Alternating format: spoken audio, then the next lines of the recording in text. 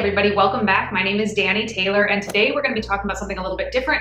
Not nutrition, not exercise. We're going to be talking about body image. So this topic came up because Giacomo and I decided to do a podcast about it, our Muscles by Brussels radio podcast on body image, and we asked the community in our Facebook group, what do you want to hear? What do you want to know about body image? And the responses were insane. There were so many responses and they were so thoughtful, and it was very obvious that this was something that takes up a lot of space in people's mind.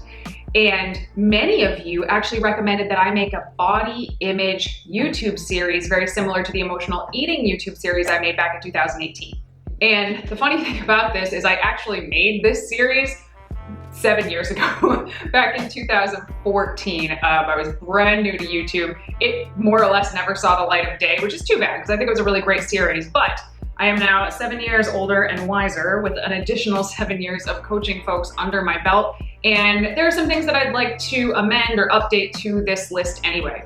So this is going to be probably a 10-part series or so. I'm not sure how frequently they're going to come out, but fairly frequently. If you don't want to miss one, I'll leave a link to our email list down below. We will notify you guys when a new one comes out. I really think that this series could help a lot of people. Body image issues. Who struggles with them? Many of you guys were very surprised to find out in the podcast that Giacomo and I did that everybody struggles with body image issues. I have worked with such a wide variety of clients, from people who come to me because they want to lose 100 pounds, all the way up to world-class natural bikini pros. Every single one of them has in some capacity struggled with body image issues. So what does this say to me? This tells me that body image issues actually have very little to do with somebody's body. And that concept in and of itself is mind-blowing to a lot of people. Yes, you can be thick or thin, short or tall, old or young. You could absolutely fit the societal standard of beauty's mold or not, and you can still struggle with body image issues. So if you're feeling alone in your struggles with your own self-confidence or your self-image, you're not. I assure you that you're not. So why does it matter? If everybody struggles with this, why does it matter? Because I can tell you that everybody struggles with this, and you can intellectualize that everybody struggles with this, and you can still not feel like everybody struggles with this. You can still feel like it's just you struggling with this. And it can change the things that you do in your life. The number of people who've told me they don't want to go on vacation, or they don't want to pursue an opportunity that has arisen for them because they don't feel good enough in their body to do so, is heartbreaking. When you have low body confidence or a low self-image, oftentimes you literally view yourself as less valuable. You feel like you have less self-worth. Even if in other areas of your life you feel perfectly competent and capable, many times if we feel we don't look the way we want to look, our overall view of our value decreases tremendously, and it can really impact the quality of your life. Now, before I get into this, I want to say that I am not creating this series from my high horse of having the best body confidence in the world. When I was going back and rewatching my original series of this, I realized, I was definitely 7 years younger. I looked 7 years younger, but also I was at the very tail end of a competition prep, and I was super lean. And I'm in my full-blown off season right now, and my immediate thought was like, oh God, time, you cruel mistress, you. So, just because I have analyzed this enough and worked with enough people to really, really put people in a position to help improve their body image and their body confidence does not by any stretch of the imagination mean that I don't struggle with this ever at all. I mean, you started this video saying everybody struggles with it. Everybody struggles with it, but it's what you do with that, it's how you respond to that that makes the biggest difference. This series is going to, much like the emotional eating series, is going to be a series of action steps you can take. Now, I am not a doctor, I am not a therapist, I am just a coach who has worked with hundreds and hundreds and hundreds of people and worked on body image with so many of them that I feel like I have a lot of good advice to give in this arena.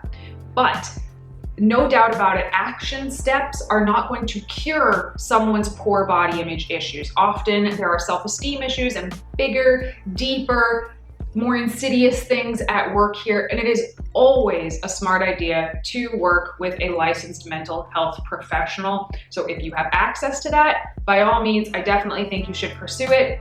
We live in a world where not everybody does have access to that, so I am here to offer my tips and advice from a coach's perspective. So to me, action steps are very, very important because although in some ways they are just a band-aid for a bigger problem, they can really help to temporarily put you in a much better place so that you can better analyze the bigger, deeper things going on without having to constantly be battling the smaller day-to-day internal fights that you have going on. So I'm a huge fan of action steps that you can actually do that help get you closer to where you want to be. Action step number 1. Silence your outer critic. A huge part of body image issues is that internal chatter that's constantly going in your head that says that you're not good enough, you don't look good enough. This is not going to solve that. That can sometimes take years to really, really undo. But what you can control today, right now, is what you actually say about yourself. The things that actually leave your mouth have tremendous power. If I think back to a darker time in my life, I remember I was constantly just saying the crappiest things about myself. I'd put something on and be like, oh, I look gross, I look so gross. I can't wear this, I'm too fat to wear this. I'm such an idiot, I can't get anything right. I'm a smudge, I feel like a potato. Etc., etc., etc. Now, I'm a 90s kid and I love me some good self-deprecating humor, but that line can get really, really thin where you can't even tell sometimes if you're joking or not. So if you are struggling with body image issues, watch what you say. Do not say things like, I'm so stupid, I'm too fat for this, I'm so ugly, etc., because those thoughts eventually become your beliefs, which eventually will dictate your behavior. And it's this whole thoughts, behaviors, what is it? Thoughts, feelings, behaviors, I believe. So it's a loop and you don't want to get caught up in that loop. So this doesn't mean that you have to walk around saying, I'm the most beautiful woman in the world. I look fantastic today. well, if you wanted to do that, by all means, go for it. You don't have to do that. Just stop saying shitty things about yourself.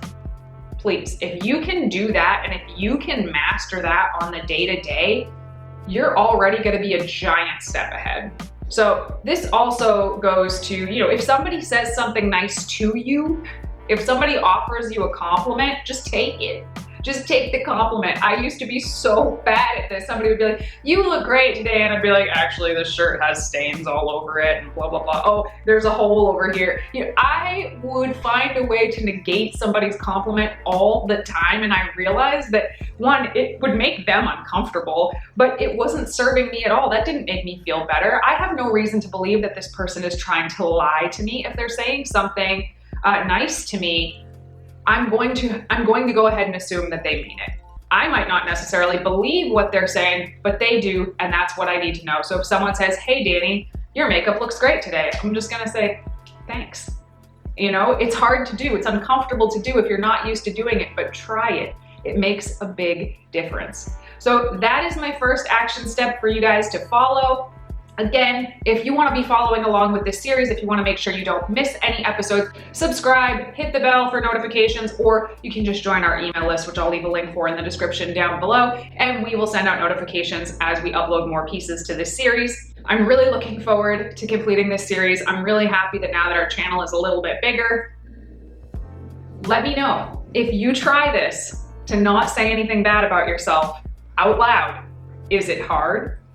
Did you struggle with it? Did you catch yourself saying something and have to be like, oh man, I just did it. Wow, I'm doing this more than I thought I was going to do it. Were you able to take compliments by just saying thank you? Let me know. I'm very curious to hear, and I really look forward to putting out more of these episodes for you guys. Thanks so much for tuning in, and I'll talk to you next week. Bye.